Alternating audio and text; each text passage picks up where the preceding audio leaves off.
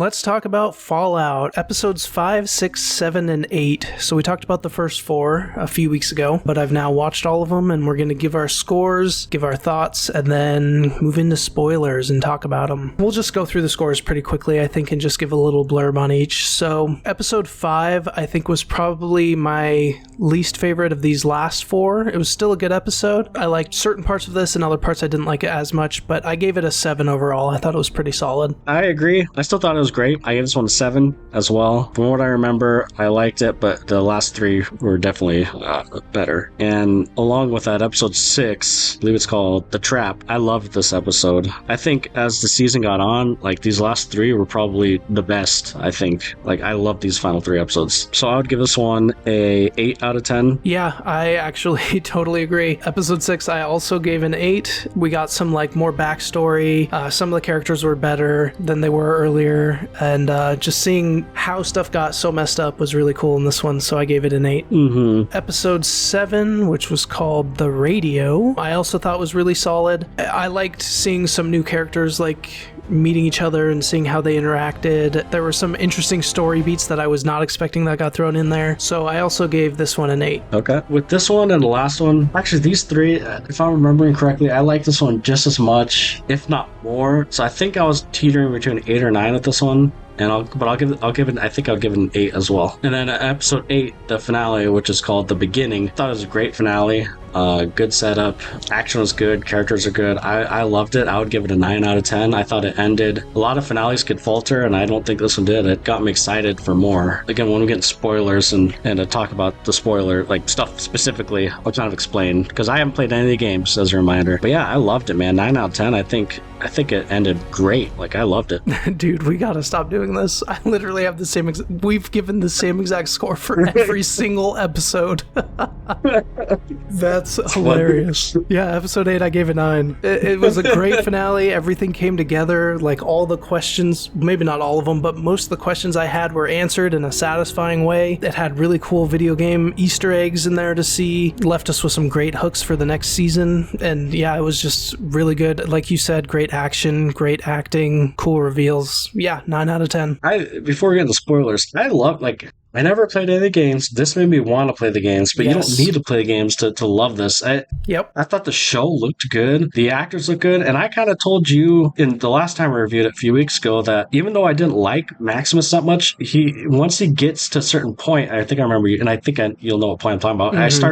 He starts to grow a little bit. Still not my favorite out of the trio, but like I liked him more. Yeah, for sure. And I kind of understood his character a little bit more, because that was one negative in the first few episodes we had. Yeah, he definitely got better. But a show as a whole, like, honestly, I would give the show a 9 out of 10. Like, I loved this show that much. I didn't want to turn it off. It got me especially the stuff I was shocked to love was the Vault stuff. We kind of touched on that, but I didn't think we'd see too much more about that after Lucy left. Yeah. But that stuff was so interesting with, what's his name in there? Norm. With Norm. Like, seeing all that stuff down there, that was honestly probably one of the most interesting aspects of the show. Yeah, I'll talk a little bit more about it in the spoilers. Yeah. So what would you rate the whole show before we get spoilers? I think a 9. 9 is it was a really solid, especially for like a video game adaptation, which so often is just not good. They did it so well, and it felt like they really kept the spirit of the game. They gave us little Easter eggs here and there. Even just like the characters all seem to fit into archetypes that are in the game, which is really cool. Yeah, that's cool. That's something I don't have an opinion on because I haven't played the games. Yeah. And it was a show I had no expectations for, so I don't know if that is the reason the scores bumped as high, but I don't think so. Like, we can get into spoilers. Let's get into spoilers. Yeah, so spoiler alert for Fallout, episodes 5 through 8. First, I want to say, I'm pretty sure Norm has the trait small frame. Makes you way smaller.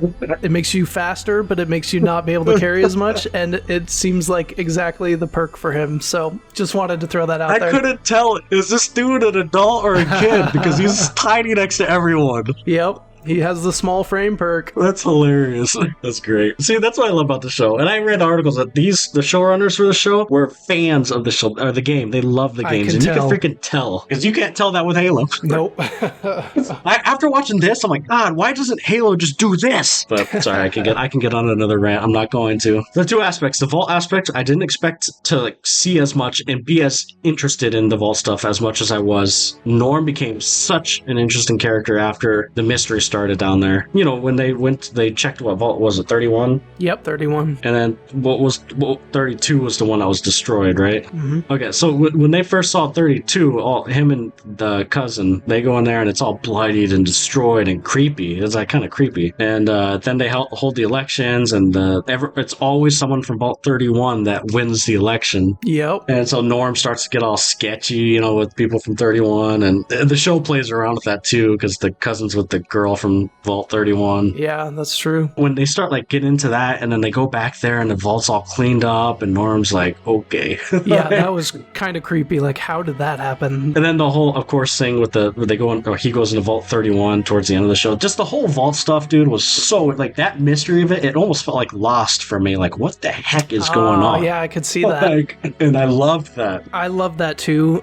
You definitely explore the vaults in the games, but it's one of those things where you can just kind of run through it, pick up everything, and not really care about the story of the vaults. But in the games, if you go and read the computers and all the logs, it tells you, oh, this was set up as this kind of vault with this experiment, and then this went wrong, and you can learn all about them. And that kind of felt like what Norm was doing. He was going and exploring and reading all the terminals and figuring out what was going on, and that was just so cool. You can literally do that in the game. So I did start Fallout 4 since I did that update, and that's exactly what I did. So I didn't start it until after I finished the show. But as I was doing it, I was like, wait, these are the terminals that this is like you said, exactly what Norm was doing. And which, by the way, the mystery at the beginning of Fallout 4, that was really interesting, because I read all the computers, every single computers about that experiment. And like you said, I could have just ran out and not learned anything about that experiment. But I opened up one blog and I'm like, okay, I'm going to read this. And then I was actually interested, so I kept reading it all. And I went to another one, read it all. But anyways, yeah, I can totally see that Norm. That's Norm. That's our point of view from the game. And then one other aspect I loved is I loved the flashbacks with the Ghoul. I think the Ghoul is such an interesting character. That was something I was not expecting to go into as much, because in the games, we really haven't had flashbacks pre-war, except for maybe at the beginning of the game when the bombs are dropping or something. But I thought the show did a really, that is a really cool idea to follow kind of Vault-Tec as they're planning the vaults and planning the experiments and planning even them dropping the bombs. That was new to me. That was crazy. That was really cool to see. I loved that stuff. And then the Ghoul's wife, I don't remember his name. Do you remember his actual name? Cooper or something? Cooper, yeah. I love seeing, because we're kind of from his perspective of his wife's my wife can't do all this. My wife can't, no way. And then to find out she was the one to suggest dropping the bombs, I was like, dang. And I love seeing Coop's view, because to go from that to what he is now, that actor did a great freaking job. He did. And that scene where he learns, where he's listening to his wife, and then I feel like the timing of that, they did that so well, where the fan comes in and it's Hank, and that reveal is what? And then you're learning about Vault 31. That all was just so satisfying, those reveals. Yeah, back to back to back, oh, what? How does this work? And then you're just learning more, but asking more questions. It was great. So freaking good, dude. And that finale, these last few episodes, just the mystery aspect, honestly, they all felt the show did such a good job of keeping the mystery going, but slowly still getting answered, so you're a little bit satisfied. Unlike Lost. Instead of just more and more questions. Yep. Yeah, this, it did it so good. And in the finale, even with Lucy, and then, you see her mom, that's a Ghoul, sitting at the table. Yep. That's almost worse than her just being dead. That's terrifying. Yeah, it is. Yeah. But that whole action scene at the end there was awesome. Yeah. Did you think Maximus was going to die or no? I didn't really get that feeling, no. No, I didn't either. But I do like how, their relation, I will say, we mentioned it in our last review, their first glimpse of like, when the ghoul was attacking and Lucy looked over at him, was like in awe and stuff, like we were both kind of like, why would she be in awe, yada yada yada. I mean, about someone, I don't know, it just was weird. Yeah, it did feel a little weird. But I think their relationship kind of like, I kind of got them together, like not them as a relationship itself, but just their dynamic was interesting. Maximus definitely got better once he met Lucy, and I like that she had that kind of effect on him to make him like a better person and figure out more who he is. He needed someone like her. Yeah, he did, because it makes sense. The wasteland's full of just a bunch of people out for themselves, and so he learned to be out for himself. So, and his best friend admitted that it wasn't him that did it. Yeah, it wasn't Maximus.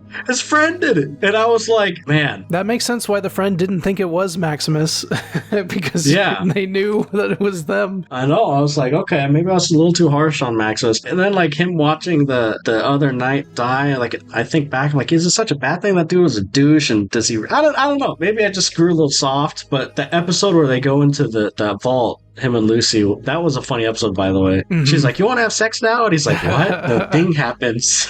Yeah, that the weird was thing funny. happened, not to everyone. And then later on, he's all comfortable. He's like, you want to make my pee-pee go boom or something? Something funny. That was funny. I'm like, dude, Maxis, you have like the opposite of game, dude. It's true. You have this like pretty girl, like just pretty much say, hey, let's go have sex. You're like, no. This is fun. I was cracking up. Yeah, and him just in the vault with like the popcorn, and yeah, that was good. I also liked the reveal of, because we in the flashbacks hear about Vault 4, the one run by scientists, and then, they go into that hospital looking to patch up Maximus, and they end up in the vault, which ends up being Vault 4, and you kind of see what would happen if a vault was run by just scientists, and that's a bunch of weird experiments that, messed a bunch of stuff up, and even, I think it was revealed, even the Gulper came from that vault. Like, it was an experiment done by them, so it all kind of tied back together. I love that, and just seeing more weird vaults is always fun. Which the Gulper was a human, right? Yeah, and I mean, we saw like the fingers in the mouth and stuff. Yeah, the mouth, so that makes sense. So gross. And that was a weird vault, man, because they had that cult crap going on. They're all getting naked and like, I was like, what is going on? Get me out of here. I loved when they're like, when she's getting her punishment and they're like, we are going to send you to death by releasing you into the wasteland. And she's like, oh. Okay.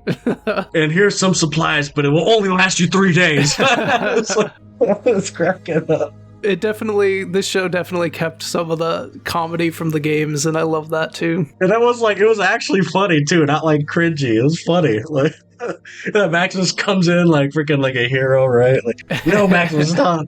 Yeah. That was funny. Oh yeah, and then he stole the core, right? And she's like, we gotta return it. He's like, oh. He's like, do we have to?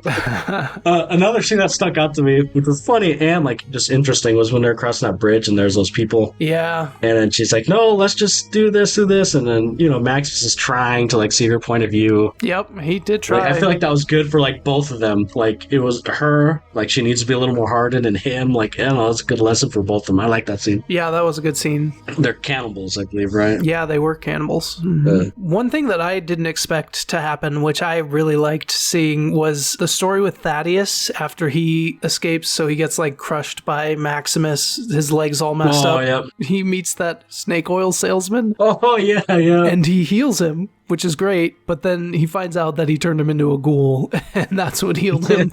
And if you know anything about the Brotherhood, which they do say, like, the Brotherhood hates ghouls. They will just, like, they want to wipe them out, from what I remember. So that really put him in a bind. So he's just running around somewhere out there, huh? Yep. And that makes sense why he would give the head back and just run away. So that all worked out. Yeah. It was interesting seeing someone become a ghoul and seeing the beginning of that, how it heals you at first, but then, you're going to start degrading and needing drugs and stuff. This is like a weirdo looking dude in the middle of a desert with some random medicine. You really gonna like... Thaddeus didn't see this, but he was like about to kill himself at the beginning before he saw Thaddeus, and like that whole thing is messed up. It was funny because Thaddeus is kind of like, I don't know, he's kind of like a goofball doofus in a way. Yeah, he is. I'm sure he'll reappear next season. Yep. What did you think about Moldaver and where she left off? Moldaver, remind me. The lady who broke into the vault and also is like, she's the one who set up the Shady Sands, which we didn't really talk about Shady Sands yet. They basically built a civilization of the vault above ground in Shady Sands, and she kind of led that, and then it got blown up. So what do you think of her character and where she's at? She turned on the cold fusion, and now like all the lights are on and stuff. I mean, this is, I guess, another good thing about the show is that is, again, like a gray area. It's like, yeah, she's actually like right. I think she's like right in the sense of like I agree with her, but I mean, I don't know. I like it's interesting because can I really like hate her? I don't really hate her. At first, it kind of sets up like she should be the bad guy, but they do a good job of placing her as kind of the voice of reason. Even in the flashbacks, she kind of seemed like a kooky, like cult leader almost. But when you really think about what she's saying and then seeing like the Vault-Tec stuff, you're like, you know what? She's right. Vault-Tec is not great. They're doing some messed up stuff. Honestly, if this show was in a point of view of like them, like they are the good guys. Yeah. Like, right? I know Vault-Tec is trying to do good for the humanity, but it is all about money and control. Like they don't want what's best. They just want to control. They know what's going to happen, right? They knew nuclear war was imminent, and you know the Ghoul's wife is like, well, we need to control it. We need to be the one to start it so we can control it, pretty much. So like Vault-Tec are douchebags. Yeah. So like, she's not the bad guy. Like, you know, they set it up pretty much like the dad. You know, it kind of reveals the dad's the bad guy in a sense. I think he's definitely going to be the bad guy in the next season, or like the main like driving force antagonist kind of thing. Where things left off with Norm, we don't really know what happened to him. He just knew that little robot thing said he can't leave, right? Yeah, he's like trapped in Vault 31, so I don't know what's going to happen with that. I mean, eventually they get released from their cryopods to go into one of the vaults to like have kids or something, right? So eventually someone's going to have to leave from there, so I don't know. Or maybe he'll get rescued or something. Those little cryopods, I saw them in Fallout 4. I'm like, oh, I know what that is. Yep. One thing I liked about Moldaver is with that Shady Sands, it was the seat of the New California Republic, which is a really big faction in several of the Fallout games, like Fallout New Vegas. It's basically Caesar's Legion, Mr. House in the like strip, and then the New California Republic, and they all kind of fight over the Hoover Dam. Seeing the flag was really cool. It's basically the California flag, but with a mutated bear with two heads, and seeing how their civilization was going and how good it was, and now that place is just a crater, and the Republic is pretty much fallen apart, is really interesting. I also liked how it's still, I mean, she kind of is right, but you can kind of make I don't know, every faction in Fallout games kind of seems like good and bad. You can make an argument for any of them. Some people are like harsher, but maybe they have a reason to be. Some people have better ideals, but maybe they go about it wrong. Like there's always some kind of gray area, which I like.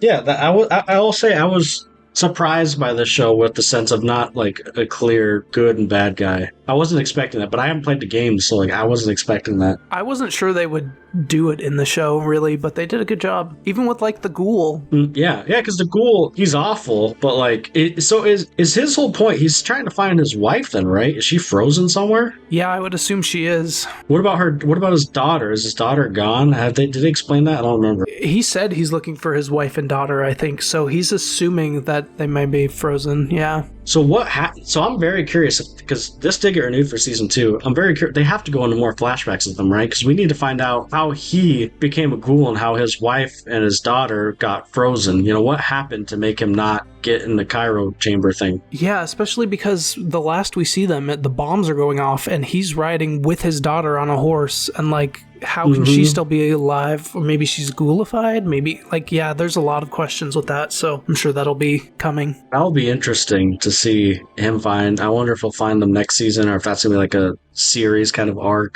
And then, of course, you know, the final scene, which I'm even not, you know, I haven't even played games, and I know people are excited, is that, you know, seeing New Vegas. Oh, that was so exciting. I read that this is based like 15 or something years after the events of the game. That'll be interesting, because I wonder what is going to be the canon ending of the game, because you can side with any of the 3 factions. Actually, there's like 4 endings I think you can do, so I'm interested to see what they do with that. Yeah, let's see. I'm reading here, the Fallout show takes place in 2296, which is 15 years after New Vegas, which is set in 2281. Interesting, okay.